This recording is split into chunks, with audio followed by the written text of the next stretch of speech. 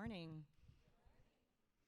I don't know, we'll see about this. Those of you who have sat with me, we were in smaller spaces and I move around when I talk. Maria laughs. She knows. She's been there. So we'll see how close I can stay to this microphone. But it's really good to be with you this morning. Actually, it is. I mean, I don't want to take that back. But if I'm honest with you, it's terrifying to be with you this morning. And I'm going to just be honest with you. The nerves are all like up in here. And I stumbled over my words every time I tried to like organize my thoughts. And I never did get all the way through it. So we'll see what happens this morning. I don't know. It could be a great thing. I feel like I have a lot on my heart to say, and I'm having a hard time deciding what it is the Lord wants me to say. So that's really been my prayer.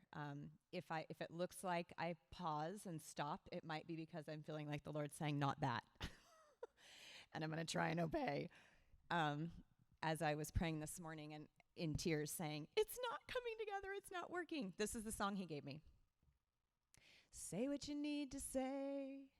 Say what you need to say. I was like, that's my song for this morning?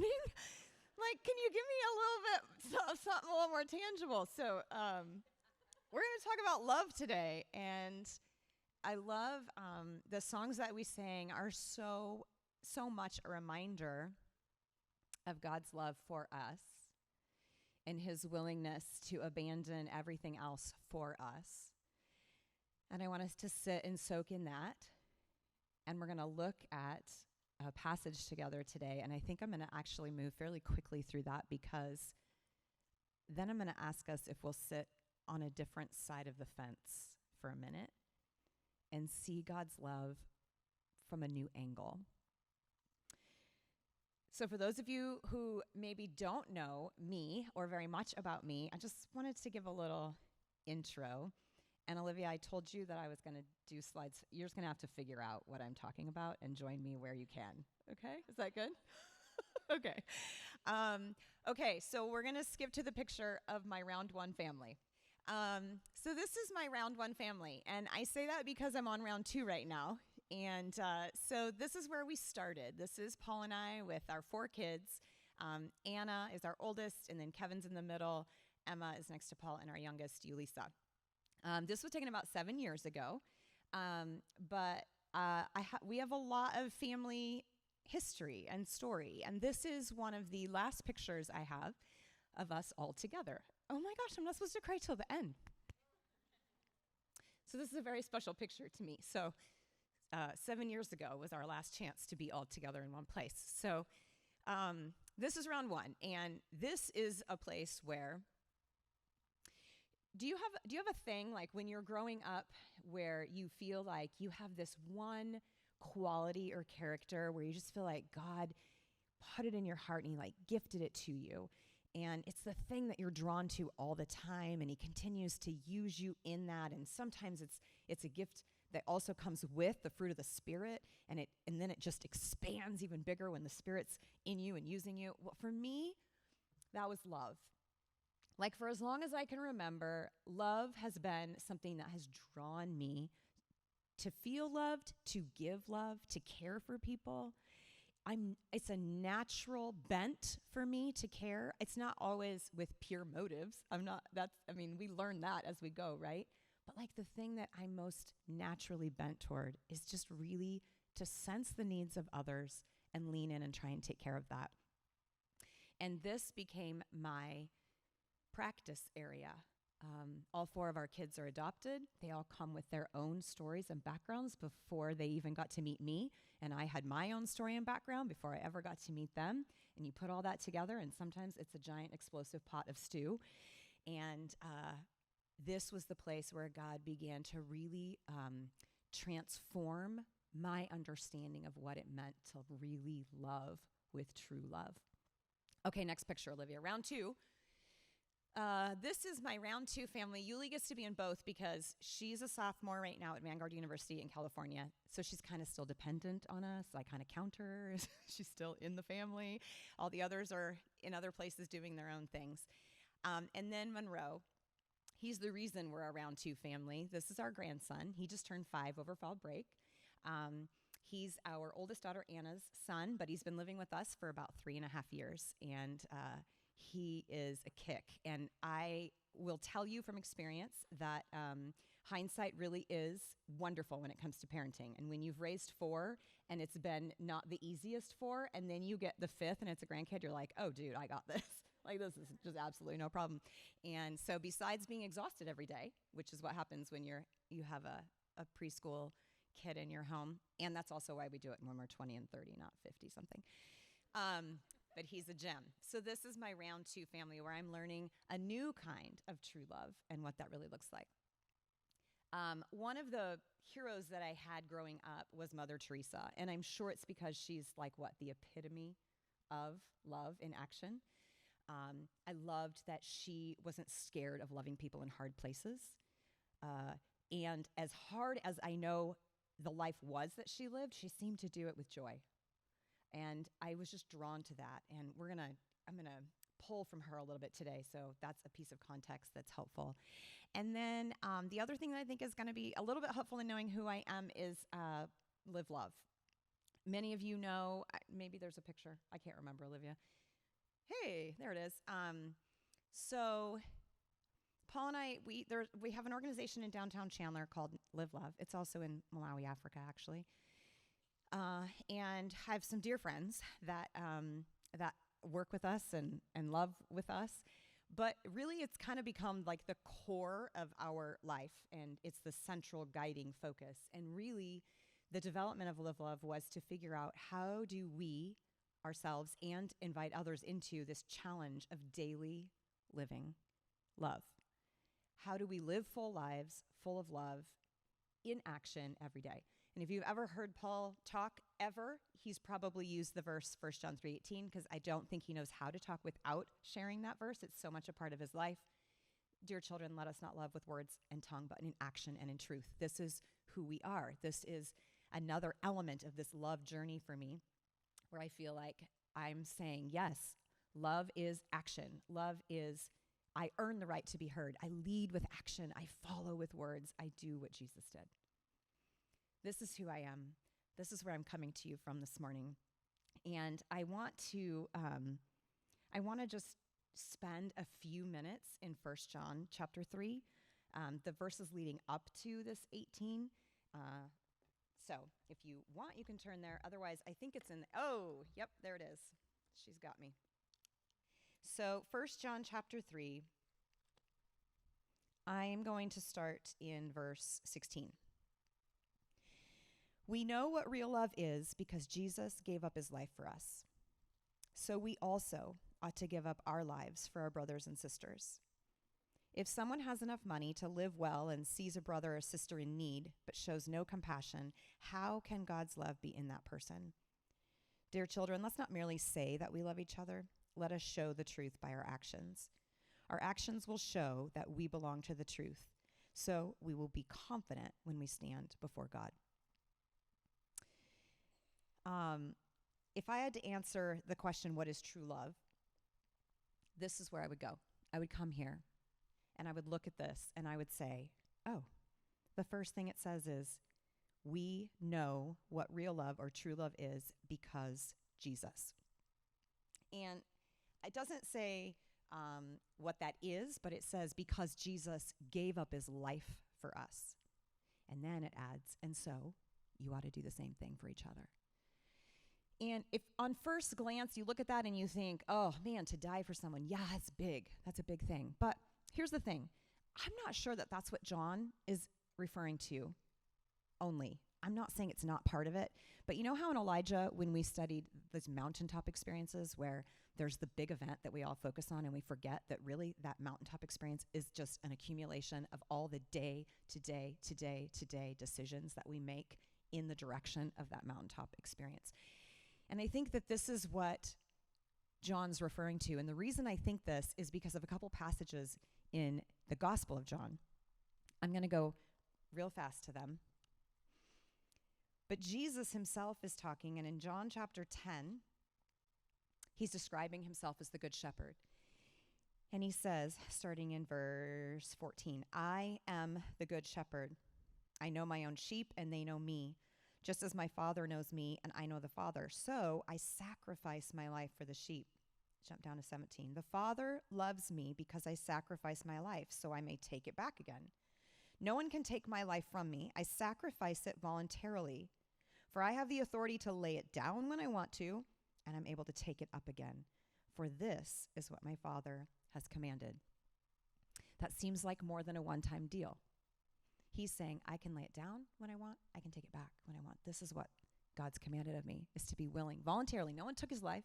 I'm laying it down. I'm taking it back. I'm laying it down. I'm taking it back. Flip over to 15. Just a couple more pages in John chapter 15. It's Jesus' final words to his disciples. And I'm going to read 2 verses, 15 verses 12 and 13. Jesus is talking to his disciples and he says, this is my commandment. Love each other in the same way I have loved you. There is no greater love than to lay down one's life for one's friends. Okay, so we're hearing this laying down his life. And I do think that he's saying to his disciples, this is what I do. When he's saying to his disciples, love each other the way I've loved you, and I'm going to show you the ultimate way soon. But he's talking to them right now, and he's saying, love each other the way I've already been loving you. So there's more to this than just being willing to die. He's talking to them about something that was a day-to-day decision that he'd been making. And I think that when we skip that and we just jump to who would I be willing to die for, that's a pretty, okay, it's not an easy question, but it's simpler, I think. There's a quote from Oswald Chambers. Do you have that for me? It says, for 33 years, Jesus laid down his life to do the will of his Father. It is much easier to die than to lay down your life day in and day out with the sense of the high calling of God. I think what John's speaking to and what Jesus is referring to is not a single event. It's a decision to live every day. It's less about dying for someone, and it's more about living for someone else. That I put myself down, I lay that down, and I do something. I live my life for someone else, which reminds us of Romans 12:1.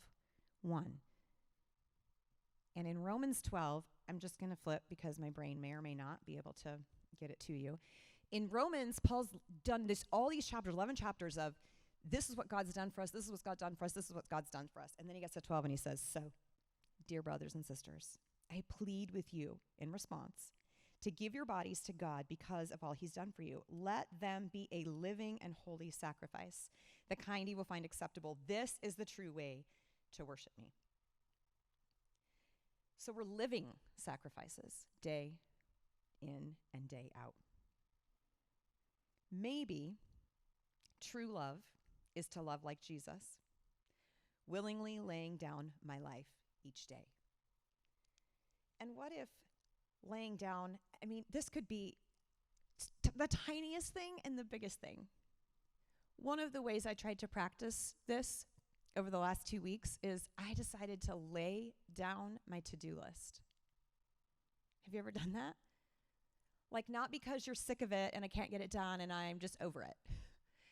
Because I am, to be perfectly honest, I don't know what's going on. I've got some anxiety that's been creeping up. I don't usually have anxiety, so I'm kind of a bit of a mess right now. So a to-do list is very helpful to help me stay on top of things, and I have a lot of things going on right now. And I felt like the Lord said, lay it down. So I put my to-do list down, and you know what it did? It created space for me to love Monroe on fall break. Instead of being like, oh, how about if you do your tablet for 20 minutes, and I'll try and get a couple emails done, which is usually our interaction.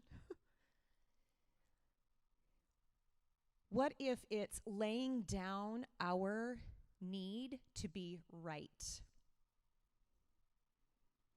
Are you in a conflict with someone right now, and you know that they're wrong?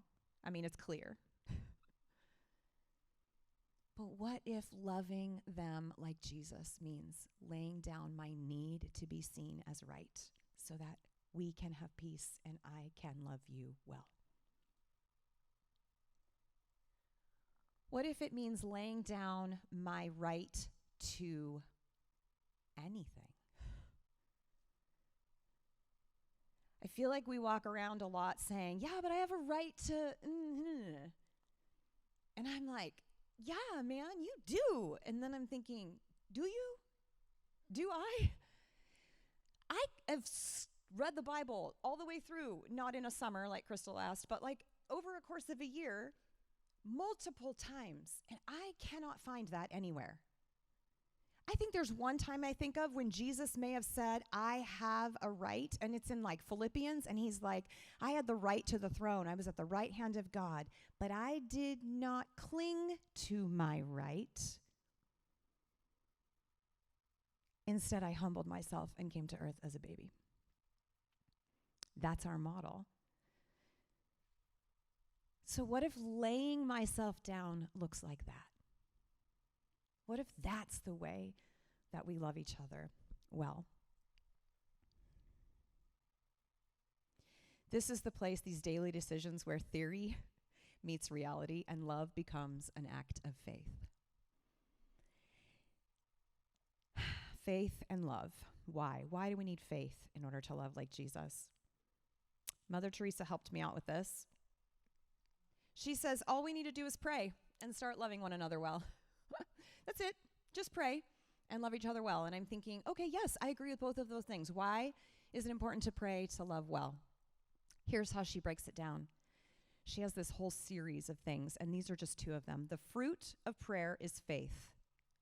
The fruit of faith is love. Okay. The fruit of prayer. I'm like, you hear these things and you're like, oh, that's so good. And I don't have any idea what it means, but it just sounds so good. Okay, so the fruit of prayer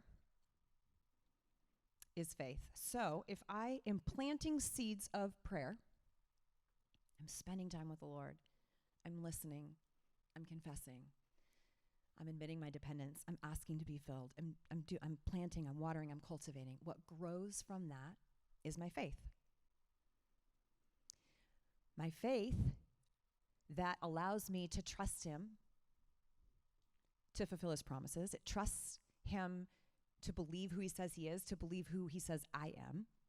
And as I take that faith and then I plant those seeds and I deepen that and I lean in and I make decisions that have to stand on those promises and on that faith, it produces love. Why? Because I'm free to love like Jesus when I'm not fearful of what it might cost me. I think one of the first things that comes up for me when I can't love someone well is fear. And I don't know, it could be different for you.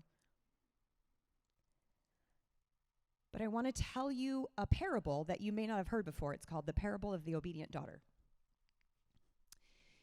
And it goes like this. There's a good father, and he has two daughters. And one of them is always doing the right thing. She does what she's told when she's supposed to, and she's always very helpful. And then she has a sister, and her sister just does whatever she wants to all the time. It's a party all the time. And one day her sister's like, hey, Dad, I want all my money, and I'm going to go off to a faraway land and just do whatever I want. And the dad's like, oh, no, please don't do that. And the obedient sister's like, oh, that's an option? No, she says, what? You can't do that. And the sister's like, oh, yes, I can. And off she goes. Obedient sister is horrified. Why? Because look at poor father, the good father that broke his heart. And now I've got to do twice the amount of work. So I carry the load. I do the burden. I do the thing, and I keep things going, and I take care of my father, and everything's good, and we are close, so tight. And he takes care of me because I'm the only one here. And then one day I hear ruckus on the side, and I'm like, what's going on over there? Ooh, it's a party. Fun. Wait, is that my sister? And someone says, oh, yeah, your sister came home. And I'm like, what? What's she doing here? She blew it. She's not supposed to be here. I know, but your dad was so excited to see her. We're having a party. Oh, no. On principle, I will stand right here outside of the party and not go into that party. Dad comes over. What's going on? Sweet daughter. Dad, how could you? She hurt us. She broke our hearts. She hurt you. She did what she shouldn't have done. I know, but she's back. Isn't that great? No, it's not great. Do you know what the father says to her? I think you do, but let me tell you anyway. Hey, everything I have is still yours. I think obedient daughter's worried that if sister's back, I don't get as much of the father as I used to. If obedient daughter can say, ooh, daddy, I love the way you love, then I'm not afraid of losing anything by loving how you love. If you're not afraid, why should I be afraid? I'm with you 100%. But instead, obedient daughter stands over here from a distance and glares. Do you glare? We need faith to love well because we have to take God at his word that he has enough for me too. He has enough to fill me when I'm emptying myself out for a really hard person. He has enough to give me what I need when I'm giving away what I have. There's no reason to fear when we have faith. So sometimes our love is an act of faith. The next verse out of this passage says, if someone has enough money to live well and sees a brother or sister in need but shows no compassion, how can God's love be in that person? Can you find the, if you can't, it's okay. With all the verses, 1 John 3:16 through 19. Yeah, thanks, girl. If someone has enough money and they see their brother or sister and they don't help out, how can God's love be in that person? We get it. We're like, yes, come on. That's just a big phony. Here's what I want to focus on. This phrase right here, if they see them and show no compassion. So this phrase it literally shows no compassion, means to close off my inmost self. There's one other time that I found where it's used, and it's in Matthew chapter 9, I think, and Jesus is walking throughout the countryside, and it says that when he saw the crowds, he was moved deeply with compassion. It literally means his intestines were moved. Isn't that weird? Our innards. And I'm like, when we talk about strong emotion, we talk about our gut, don't we? If something is really hard for us, our stomachs hurt. This is what John is saying, that when Jesus loves, he loves from the deepest place. Sometimes we can love others from a distance. And we can be like, hey, like, here's the thing. Good for you. Sometimes we have to move close, and the closer we are, the harder it is to love. Have you known that? Live love is important to me for many, many reasons. But what I started to realize was I'm really, really good at loving my neighbor. Like, pridefully good. But there is a crossover into what it's like to love when someone moves into your home. Are you like me? Like, we're so good at, all the needs, and I can love you so well. And then one of our kids is like, rah, rah, rah, and we're like, ah. Or a spouse, or a parent that's living with us, or whatever your situation is. The closer we get, the harder it is to love. So sometimes it's easier just to love with my hands, not my gut.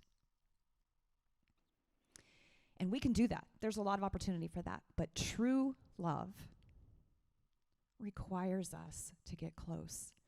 True love means that we love like Jesus, willing to lay our lives down every day and loving from the deepest place. I have another parable. It's called the 99 sheep. So there's a shepherd. He's a good shepherd. And the sheep have all been rescued from, the bad shepherds that are only trying to get in it for themselves. And they're in this safe little pen. And during the day, the good shepherd, because he's their shepherd, they don't want for anything. He leads them beside still waters. They get to rest in green pastures.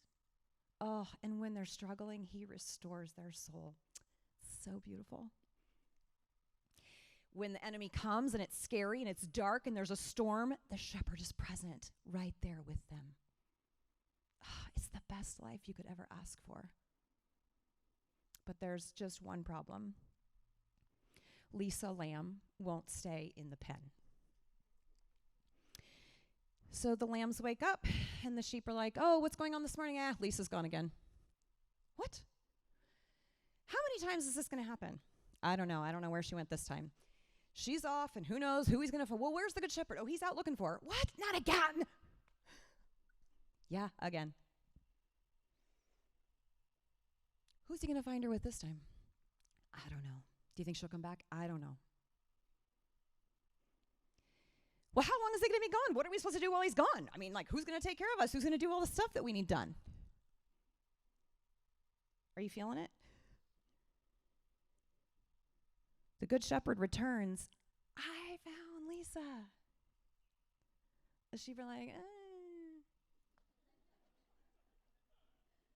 How long do you think Lisa's going to stay? I love it when the story is about me at the center. I love it. But what if someone else is at the center? What am I doing as a sheep for my shepherd to help him win and love and bring back the lost?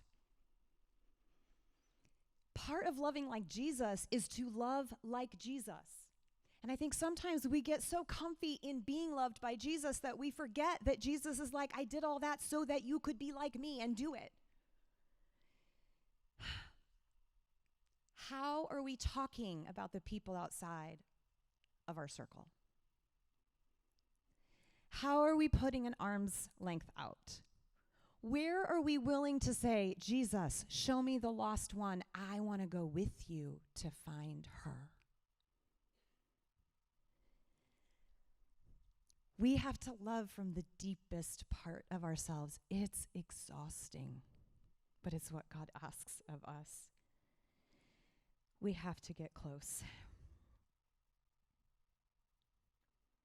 The passage finishes up by saying, let's not talk about it. We got to get to it. There's a quote from Reuben Welch. He's an author of a book that I really love that's called We Really Do Need Each Other.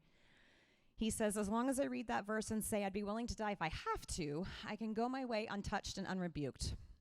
But when it says to me, put it down, sister, put your life down, then that meets me day by day and challenges me to decision and discipleship. And I think that's what the Holy Spirit has in mind for you and me. I told you I feel like this theme of love is like this constant circular thing, and then I find out, you feel like feeling good about something, like God's taught me some good lessons, and I'm doing so great there. And then you hit like a hot spot in life, and it like bubbles up all this junk, and you're like, ooh, where was that? And we slice that off the top, and then we get to kind of calm down and do it again, and then, I'm in the middle of a hot spot bubble right now, ladies. And I'm shedding a lot of tears about it, and I've done a little bit of kicking and screaming, if I'm honest.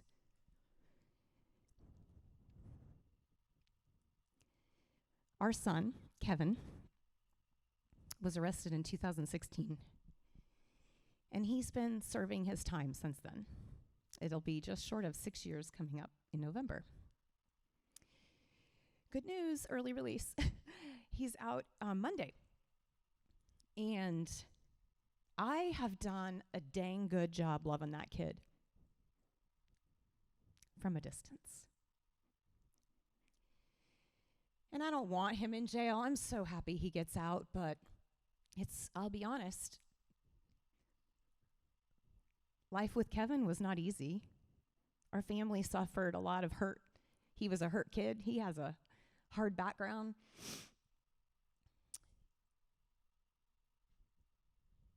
So it's been a little bit of a break to love him from a distance, because loving up close is incredibly messy. A couple weeks ago, Palmer talked on the Good Father. And I'm sitting in there and I'm thinking, oh yeah, man, good father. Yep, Jesus, you're standing right there watching for Kevin to come out that door. It's going to be so good for him. And I feel like God was like, hey, you want to come stand over here with me? And I was like, oh, no. No, you realize you've already asked a lot. I'm like raising a grandson. I'm raising like $1 million for a project in downtown. And I've got all these things going on. And it's, we'll find people. There'll be people. He's like, okay, cool. This is how I know it's the Lord. Because it's not always a conviction. It's an invitation with silence afterwards. So then I'm sitting there thinking, okay, like, what would that look like if I stood next to you? And then Palmer read this story about this father and the daughter that had run away, and when she came back, they met her at the train station and I'm like sobbing. I'm like, oh, crap. I gotta plan a party. So I bit my tongue on it for a little while because I just wanted to make sure that's what he was asking for before I like committed to it. A couple hours later, I'm sitting with Paul and I said, so I was sitting in the service today. He's like, yeah, you look like you were struggling. Oh, yeah, I was really struggling. But it gets even better. I think we should have a welcome home party for Kevin. And he kind of looked at me. And I said, it's God's idea. He's like, no, that sounds good.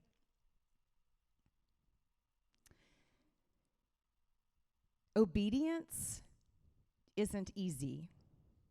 It's just right. Love isn't easy, but it's right. And true love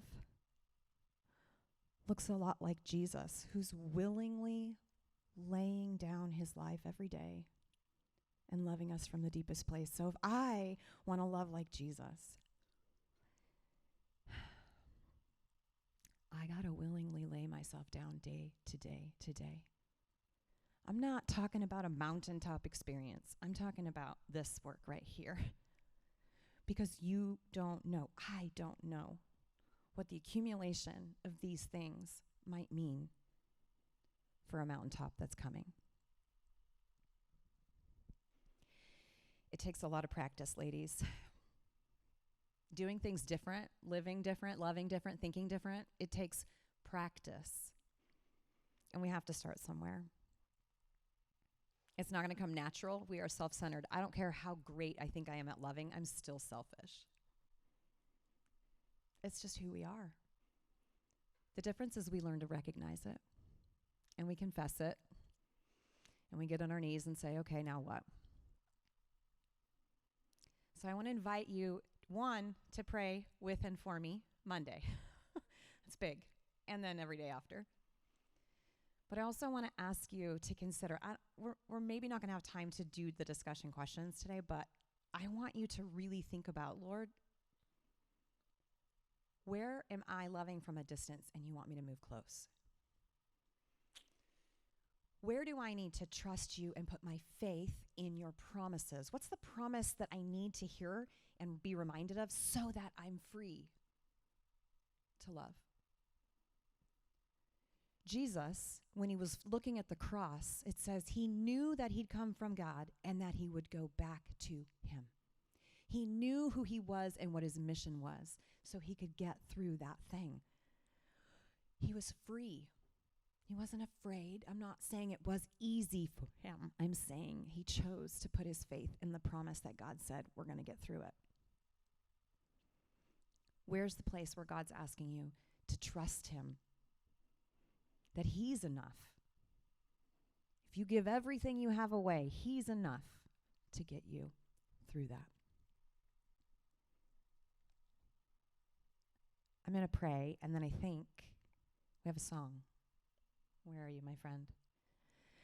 And I'll let Crystal introduce the song, but it's It's a song I hope will stay in your head, because these requests, these invitations from God to join him in loving others like he does, require a daily dying, a daily laying down, a daily decision. And when we don't do it well, we get back up and we try again. So let's pray. God, thanks for our time here this morning. Thank you for the way that you love us.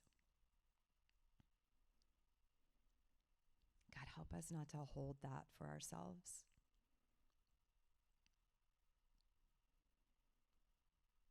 Help us to see others the way that you see them. Help us to wake up each morning ready. God, what are we doing today?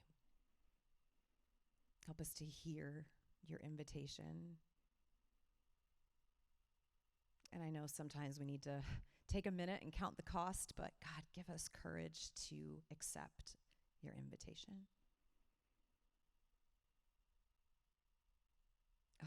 May we be women who,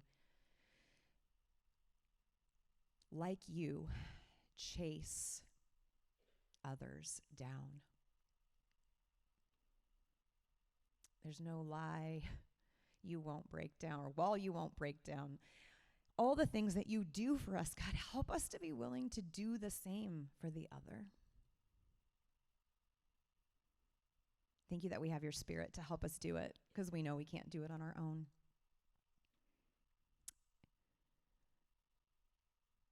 Help us to encourage each other in this, to challenge each other, that we would have amazing stories to tell of what happens when we join you in loving others. In Jesus' name, amen.